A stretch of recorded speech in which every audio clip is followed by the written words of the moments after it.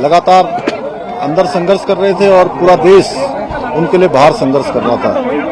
इस पूरे अभियान में लगे हुए सभी कर्मचारियों को, सभी कार्मिकों को, सभी विशेषज्ञों को, सभी हमारे वैज्ञानिकों को, सभी भारत सरकार की संस्थाओं को और एक एक व्यक्ति, हमारा एक एक व्यक्ति जो मीडिया से भी थे, उन समेत मैं सबका धन्यवाद करता हूं कि इस बहुत ही कठिन और चुनौतीपूर्ण काम को सभी लोगों ने अपना सहयोग प्रदान किया और बहुत चुनौतीपूर्ण काम होते हुए भी प्रातःकाल और शाम दोनों टाइम हमारे प्रधानमंत्री आदरणीय मोदी जी लगातार इस रेस्क्यू अभियान की हमसे सभी लोगों से लगातार जानकारी करते थे, लगातार अपना जो सहयोग देना था, जो उनका एक संबल था और उनका जो एक सहयोग और हम लोगों को जो भरोसा था और जो उन्होंने, मैं कहूं व्यक्तिगत रूप से उन्होंने मुझे एक काम भी दिया हुआ था, ये ड्यूटी दी थी कि किसी भी तरीके से इन सबका समन्वय करते हुए बाहर निकालना है। सड़क परिवहन मंत्रालय है, उसमें आदरणीय गडकरी जी भी बीच में आए, उन्होंने भी यहाँ पर हर तरीके से इसको देखा और हमारे जनरल बीके सिंह जी, इनका मैं विशेष रूप से सबकी तरफ से और उत्तराखंड वासियों की तरफ से इनका मैं धन्यवाद इसलिए करता हूं कि एक कैंप बनाकर लगातार यहां पर रहे और एक दिन भी इन्होंने यहां से कभी ये नहीं सोचा कि मैं यहां से कहीं बाहर जाऊं और इस कठिन काम को, लोगों को लगातार संबल प्रदान करने का काम, उनको प्रोत्साहन करने का काम और पूरा हमारा जहां सभी एजेंसियां लगी हुई थी वहीं पीएमओ के भी सभी अधिकारी अपने अपने तरीके से इस पूरे अभियान को अपना सहयोग प्रदान कर रहे थे, योगदान प्रदान कर रहे थे। आगे आने वाले समय में हम ये जो जितने भी हमारे इस प्रकार के टनल उत्तराखंड के अंदर चल रहे हैं उन सभी की समीक्षा भी करेंगे और वैसे तो भारत सरकार ने इसमें सेफ्टी ऑडिट कर दिया है, जिससे आगे निकट भविष्य में हमको इस प्रकार की किसी परेशानियों का सामना न करना पड़े। मैं सभी श्रमिक भाइयों को उनके उज्जवल भविष्य के लिए, उज्जवल जीवन के लिए मैं उनको सबको शुभकामनाएं देता हूं, उनके परिजनों को भी, उनको भी शुभकामनाएं देता हूं और लगातार इतना कठिन चुनौतीपूर्ण काम जिसमें आपने देखा कि ऑगर मशीन मंगाई गई और पहले इंदौर से मंगाई गई, हैदराबाद से मंगाई गई और जिस प्रकार से मशीन बार बार अंदर टूट जा रही थी, जिस प्रकार से फंस जा रही थी, वहां पर गडर आ जा रहे थे, तमाम हार्ड रॉक आ जा रही थी, उसके कारण से वो बार बार रुक रही थी। लेकिन जो हमारे दिल्ली जल बोर्ड के और गोरखपुर से जो नीचे जाकर मैनुअल माइनिंग करने वाले थे, उन सभी का भी मैं अपनी ओर से धन्यवाद भी करता हूं, उनका मैं अभिनंदन करना चाहता हूं। मैं सभी से एक से अभी मिला हूं और उन मजदूर भाइयों से भी मिला हूं जो बाहर निकल कर आए हैं। सभी लोगों ने कहा कि हमको हर संभव, कभी भी अंदर किसी प्रकार की परेशानी नहीं हुई। निश्चित रूप से ये हम लोगों के लिए एक बहुत सुकून वाली बात है कि इतना बड़ा एक आपदा आने के बाद भी सारे लोग जो है सकुशल बाहर निकल पाए। सभी ने स्वयं ही आकर, चूंकि उनके लिए बहुत ही भावुक क्षण था, लेकिन उसके बावजूद भी उन्होंने कहा कि हमको किसी परेशानी का कोई सामना नहीं।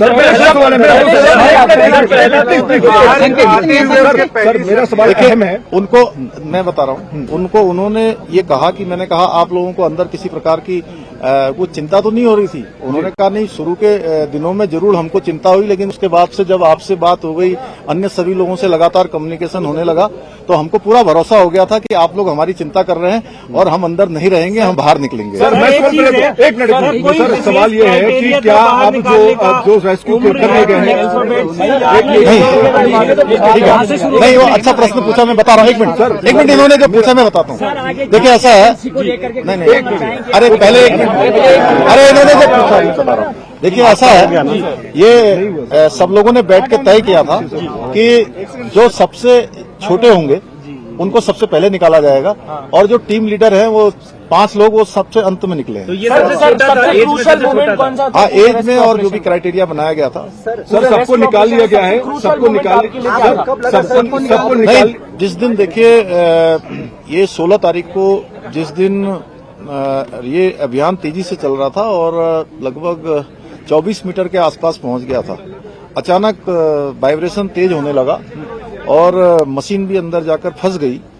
वो मोमेंट बहुत ही कठिन था और चूंकि उस दिन मैं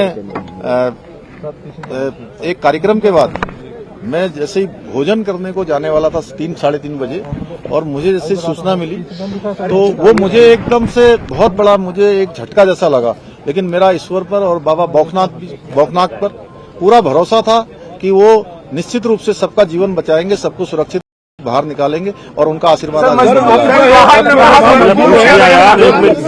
पूछिए दो तमाम मजबूर हैं। अब आगे की प्रक्रिया क्या होगी? देखिए अभी उनको अस्पताल भेजा जाएगा, 24 घंटे के ऑब्जर्वेशन में रखा जाएगा, उनको घर भेजा जाएगा। देखिए ऐसा है कि अभी वो सारे के सारे एक लंबी चूंकि हवा पानी और एक अलग वातावरण से बाहर आए हैं, तो अभी जो डॉक्टरों की सलाह होगी उसके आधार पर ही हम लोग काम करेंगे। उसके आधार पर उसके बाद उनको घर भेजना होगा या जो भी करना होगा, पहले मेडिकल सुपरविजन में उनको रखा जाएगा, उनकी मॉनिटरिंग की जाएगी, उसके बाद आगे की कोई क्रिटिकल तो नहीं है सर? नहीं, कोई क्रिटिकल नहीं, सारे सामान। एक मिनट इनको पूछने दो, उसके बाद आपके पास आ रहे हैं। सर वर्कफोर्स कितना था? इन टर्म्स ऑफ नंबर देखिए अब ये नंबर तो मैं आपको देख के बता दूंगा, लेकिन इसमें जिन जिन लोगों की भी आवश्यकता पड़ी और देश के अंदर और विदेशों में भी जो टेक्नोलॉजी और जो विशेषज्ञ इसके थे, हमने सभी से कंसल्ट किया था और जो सबसे अच्छा रेस्क्यू हो सकता था उस तरफ हम लोग बढ़े। हालांकि कठिनाई आई। एक मिनट बात कंप्लीट कर लेंगे। जी सर बोलिए। जी सर तो वो अभी एस्टिमेट लगाना मुश्किल है। वो आपको बता देंगे अलग से। और जितने भी लोग लगे यहाँ पे कौन थे? आप थे? आपका हो गया। आप भी बाबा बागनाथ के मंदिर में गए, वीके सिंह भी बाबा बागनाथ के मंदिर में गए। गांव वालों का कहना है कि जब तक मंदिर नहीं बनेगा हम आगे काम नहीं होने देंगे। क्या सरकार वो पहले ही हम लोगों ने तय कर लिया है कि मंदिर वहां पर बनेगा, बाबा बौखनाथ की कृपा से। गांव वालों से पूछने से पहले ही वो डिसाइड हो गया। वो डिसाइड हो गया ऑलरेडी। सो मोटो हम लोगों ने लिया है। वो उनकी बहुत बड़ी भूमिका थी। दिल्ली जल बोर्ड से भी आए थे, गोरखपुर से भी आए हुए थे। उन लोगों ने मैनुअली जाकर जो काम किया वो बहुत निर्णायक इस पूरे अभियान को निर्णय तक पहुंचाने का काम उन्होंने भी किया है। मैंने आपको शुरुआत में ही कहा था कि माननीय प्रधानमंत्री जी का अगर इतना विशेष इस पर अभियान पर ध्यान नहीं होता, विशेष उनका जोर नहीं होता, तो इतना कठिन चुनौतीपूर्ण अभियान इस तरीके से पूर्ण करना आसान नहीं होता। और उन्होंने और अभी भी उनका कितना ध्यान है कि प्रातःकाल जब वो चुनाव अभियान में निकलते होंगे, प्रत्येक दिन जानकारी लेते थे और किस प्रकार से रेस्क्यू अभियान को चलाना है उस प्रकार से करते थे।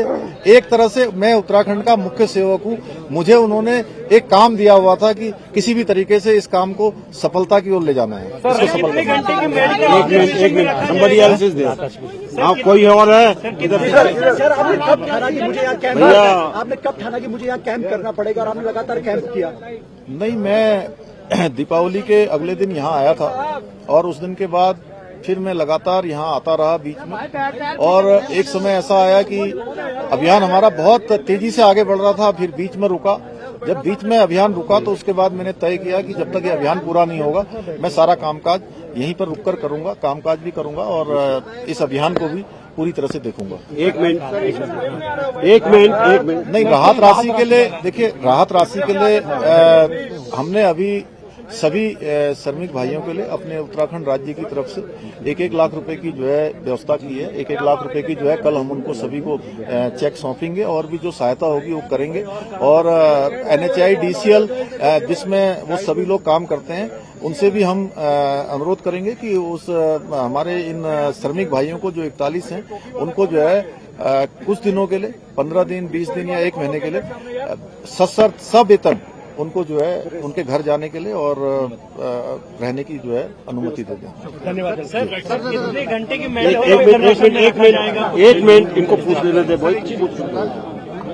ऑपरेशन था उसका मैग्नीट्यूड हम समझना चाह रहे थे sir, may be in terms of the cost जो भी लगी या वर्कर, और दूसरा क्या एयरलिफ्ट करने की बात आ रही है, नॉट फॉर मेडिकल बट घर जाने के लिए।